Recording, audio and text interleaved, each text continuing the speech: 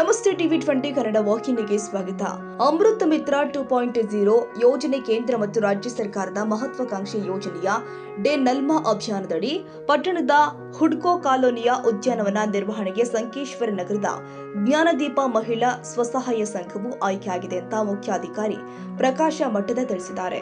ಶುಕ್ರವಾರ ಪಟ್ಟಣದ ಹುಡ್ಕೋ ಕಾಲೋನಿಯ ಸಾರ್ವಜನಿಕ ಉದ್ಯಾನವನ ನಿರ್ವಹಣೆ ಕಾರ್ಯದಲ್ಲಿ ಸಸಿಗೆ ನೀರುಣಿಸೋದ್ರ ಮೂಲಕ ಕಾರ್ಯಕ್ರಮಕ್ಕೆ ಚಾಲನೆ ಕೊಟ್ಟು ಪ್ರಕಾಶ ಮಠದ ಮಾತನಾಡಿ, ಮಹಿಳಾ ಸ್ವಸಹಾಯ ಗುಂಪುಗಳಿಗೆ ಆರ್ಥಿಕವಾಗಿ ಸದೃಢವಾಗಲು ಈ ಯೋಜನೆಯು ಸಹಕಾರವಾಗಲಿದ್ದು, ಉದ್ಯಾನವನಗಳನ್ನ ನಿರ್ವಹಣೆಯಿಂದ ಹಸಿರೀಕರಣ ಹೆಚ್ಚಾಗಲಿದ್ದು, ಸಾರ್ವಜನಿಕರಿಗೆ ಅನುಕೂಲವಾಗಲಿದೆ ಎಂದಿದ್ದಾರೆ. ಮಾಡುವಂಥ ಚಟುವಟಿಕೆಗಳಿಗೆ ಯಾವ್ಯಾವ ಚಟುವಟಿಕೆಗಳು ಇರ್ತಾವಲ್ಲ ಆ ಚಟುವಟಿಕೆಗಳನ್ನ ಸಂಪೂರ್ಣ ಈ ಪ್ರದೇಶದ ಎಲ್ಲ ಸಾರ್ವಜನಿಕರನ್ನು ಒಳಗೊಂಡು ಮತ್ತು ಈ ಉದ್ಯಾನವನವನ್ನು ನಿರ್ವಹಣೆ ಮಾಡಬೇಕು.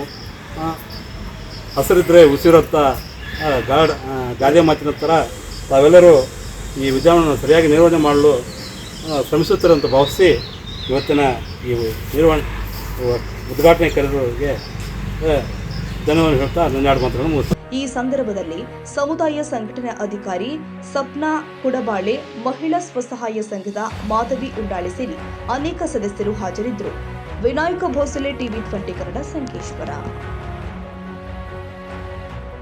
ಕನ್ನಡಿಗರ ಮೆಚ್ಚಿನ ನಿಮ್ಮ ಟಿವಿ 20 ಕನ್ನಡ ವಾಹಿನಿ ಇದೀಗ ಟಿವಿಯಲ್ಲಿ ಲಭ್ಯ. ಕರ್ನಾಟಕ ಮತ್ತು ದೇಶ ವಿದೇಶದ 360 ಡಿಗ್ರಿ ಸುದ್ದಿ ವಿವರವನ್ನ ಪಡೆಯುವುದಕ್ಕೆ ಟಿವಿ 20 ವಾಹಿನಿಯನ್ನು ಲೈಕ್ ಮಾಡಿ, ವಿಡಿಯೋಗಳನ್ನು ಶೇರ್ ಮಾಡಿ, ಕಮೆಂಟ್ ಮಾಡಿ, ಸಬ್ಸ್ಕ್ರೈಬ್ ಮಾಡಿ.